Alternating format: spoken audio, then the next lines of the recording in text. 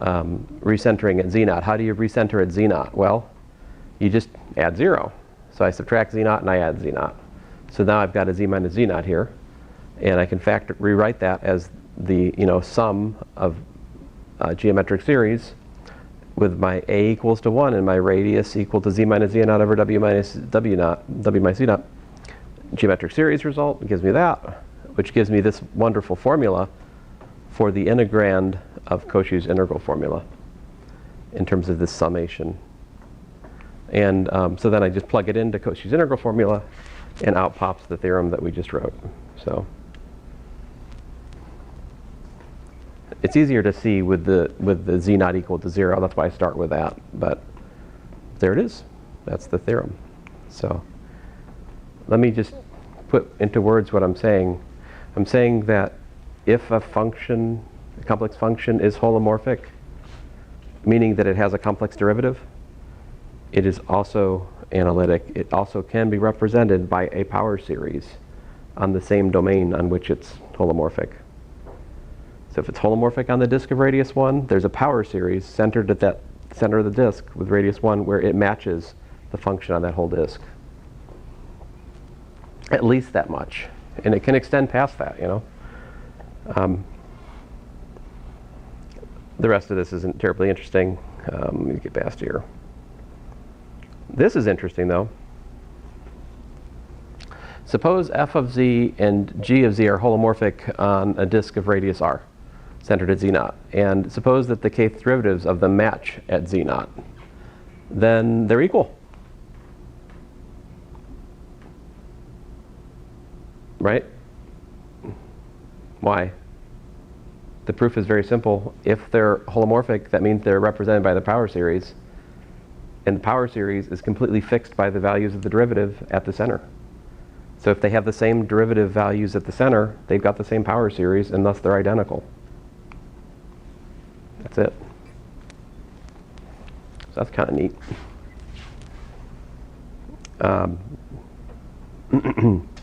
Corollary. Suppose f of z is analytic at z0 with power series centered at z0, like so.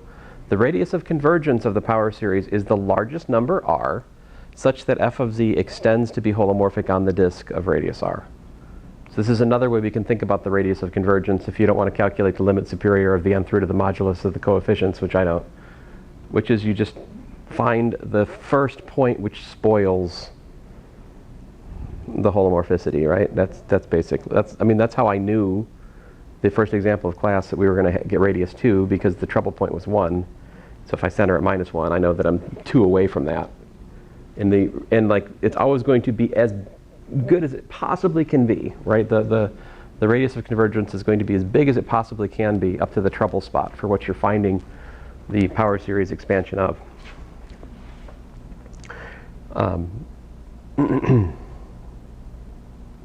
Let's see here. So what that means then, if you think about it, is we can use power series to define all of our favorite functions. We can define the exponential by power series. We can define sine, cosine, cosh, sinh. These all can be defined by power series. All right. Because it's a trivial matter to check that these power series have the same derivatives as cosh or sinh or sine or cosine at the origin, so that they're two functions that have the same values for the derivatives at the origin, and they're also holomorphic on the entire complex plane, therefore they're the same function. So I can define all of the basic functions like sine, cosine, exponential, sinh, cosh by power series like this for that. There's more though. So there's your cosh, there's your sinh. Notice that sinh and cosh are related to the exponential. Like sinh is all of the odd powers in the exponential series, cosh is all of the even powers in the exponential series. If you add this and that, you get back to the exponential series. That's how they're related. Cosh plus sinh is the exponential. And sine and cosine are, related in this way. Basically substitution, because cosh is, cosine is cosh of iz. right? So if we know the power series for cosh, we can find the power series for cosine. And likewise, sine and sinh are related, so that's that. So there's the power series for cosine, sine.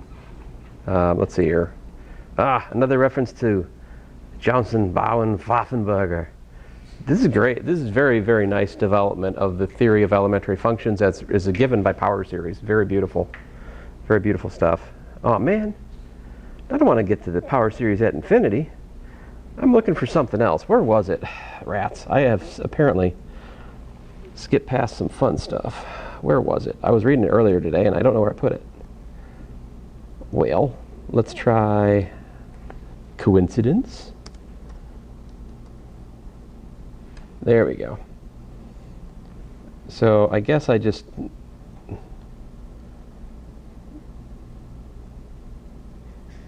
this is calculation of power series. I guess I should talk about that a bit. Let me not skip past that. I won't spend a lot of time, but we can add power series, we can multiply them, we can even divide them, right? And how do you add them? You simply add coefficients. Now you do have to have them with matching summation formulas, right? If they don't have matching summation formulas, then you got to do the legwork to make them match. You might have to throw out some exceptional terms, that kind of thing. And the proof that these are equal is just based on what I was just talking about. You just show the derivatives at the center are equal for both of the terms. And since they have matching derivatives at the center, it follows that they're the same power series. Indeed, the same function. And that's how you prove that identity, which is, I like that. That proof is it's fun. There's also something called the Cauchy product, which is how you multiply two power series. And don't be scared by it. All it's really saying is that you multiply in the natural way, order by order. All right, like you start by grouping all the constant stuff together, all the first order stuff together, all the second order stuff together, and so forth and so on. This makes sense because we have uniform convergence, which implies absolute convergence on, like, it is absolutely convergent in the context in which the calculation's done, which allows you to like reorder sums. But anyway, let me not digress into the analysis so much. Anyway, you can multiply power series. And so if you multiply, for example, the exponential series times itself, you can prove that the laws of exponents hold for the exponential from a series calculation, for instance. You can prove all of the elementary properties of the elementary functions by power series calculations. These things can be done. Which is actually why those identities are true for those same functions defined over an algebra, because you still have a theory of power series over an algebra, just the same. But anyway, so like 2 sine z, cosine z, we can multiply the power series for sine, power series for cosine. You group, power by power, and lo and behold, you get that. Of course, this is a very silly way to do this because 2 sine cosine is sine 2z, right? And sine 2z has this power series because this is just nothing more than 2z, then 2z cubed divided by 6 factorial, 2z to the 5th power divided by 120, which is 5 factorial, right?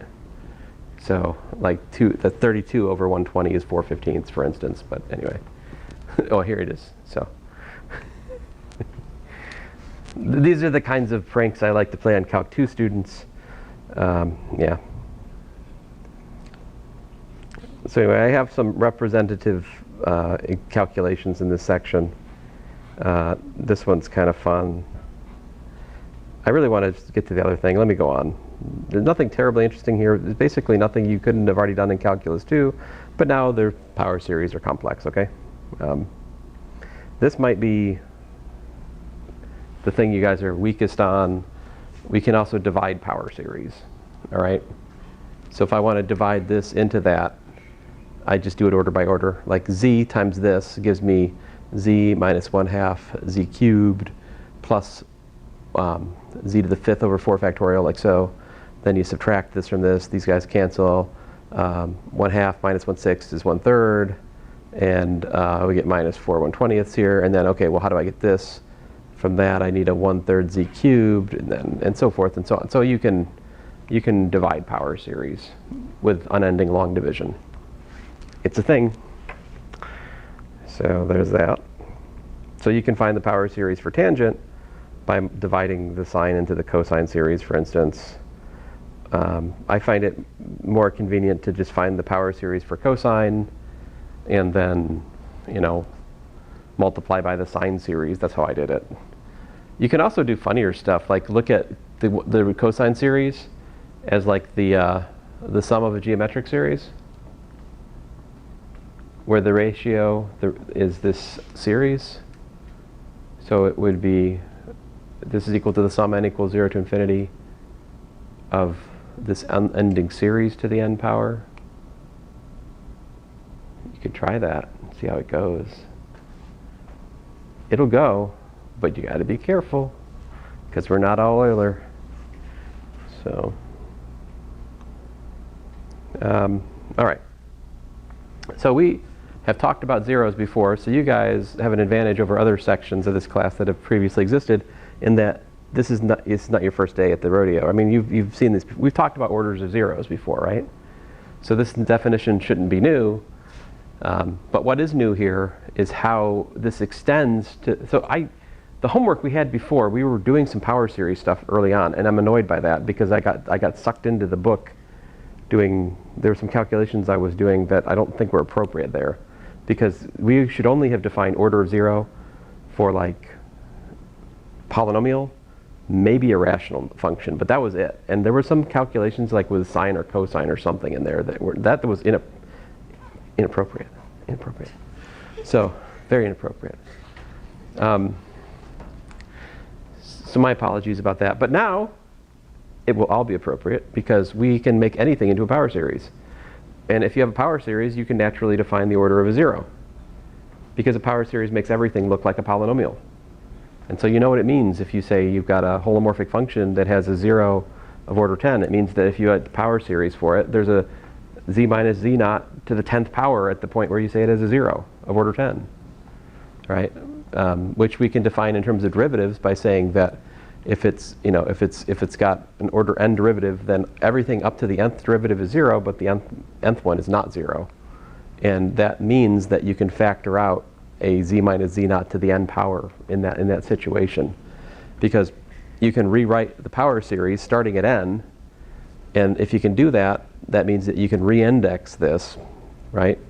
Letting j equal to k minus n, then that means j starts at 0 and goes to infinity like this, and you've got a z minus z naught here, and you've got this other function over here, h of z, which is by construction non-zero at z naught, which means that this function has a 0 of order n at z naught, right? So we did this calculation before, but in the context of polynomials, all right? Now, this is a really, really cool little story arc in the course. I won't spend too much time on it today, obviously, because I don't have too much time. An isolated point is what it sounds like.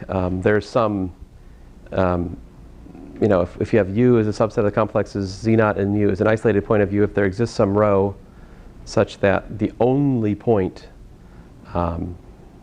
in u in a disk centered, and some disk centered around z naught, is just z naught, right? So like, it's isolated. You can get it away from everything else in the set.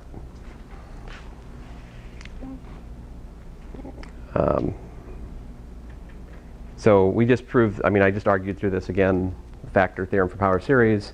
If you have a 0 of order n, then there exists an h of z analytic at z naught with h of z not equal to 0, and f of z is z minus z naught to the n times h of z. All right, this is the generalized factor theorem, if you will. All right, very useful. And here I have a couple of examples of it, but let's get past those. You've got homework on that, I think. Ooh, here's a, woo, yowzers. That's an example. Put that one on the test. Let's see here. Well, we'll talk about infinity another day, not today. Come on. We'll have to come back to that stuff. This is what I wanted to do in the remainder minute we have. If D is a domain and f is an analytic function on D, which is not identically 0, then the zeros of f are isolated points in D. The zeros of an analytic function, which is not identically 0, are isolated. The proof of this is very interesting. What is done here is to characterize the set on which basically it characterizes the set in terms of a separation, and since D is connected, there can't exist a separation, and it forces the result. So this proof is very much topological. It's a good example of a use of the separation idea and connectedness. But I'm really more interested in the consequences of the theorem, which are these. If f and g are analytic on a domain D, and if f of z equals to g of z for each z belonging to a set with a non-isolated point, then f of z equals to g of z for all z in D. So we can talk about the coincidence set, which is the set of points in the domain which the functions are equal. All right. If that coincidence set has a non-isolated point, then we can consider h of z, which is the difference of the functions. And if h of z is not identically 0, then the existence of c contradicts the theorem, since c is by its definition a set with a non-isolated zeros for h of z. Consequently, it must be the case that h of z, which is f of z minus g of z, is equal to 0 for all z in D. And you can apply this again. So what this means is that if you have equality of two functions which are holomorphic, right? If those two functions match up on some set which, with a non-isolated point, then they have to be equal everywhere. So what this ultimately means, what the most interesting application of it for me is our regular functions like e to the z, sine z, sinh z, cosine, cosh. These are all entire functions. They're holomorphic on the whole complex plane, right? And you look at the definitions I've given you guys, they agree with the real cosine, the real cosh, the real sine, the real sinh, the real exponential on the real axis. The real axis is a set that most certainly contains a non-isolated point, right? Like, that satisfies the conditions. So what that means is that the real sine, cosine, exponent, all the real functions that you're used to from Calc 2, they match, they agree with the complex definition, complex defined same functions, right, on the real line. If there was to be another possible complex extension of those real functions on the entire complex plane, that violates the theorem. What this means is that the definitions, the transitional, somewhat ad hoc definitions I've given you for like a complex exponential and so forth early in the course, they're the only possible extension in the complex case. This proves the uniqueness of our constructions of the functions. And this, well, anyway, there's more I have to say here, but I'll stop there for today. So, thanks, guys.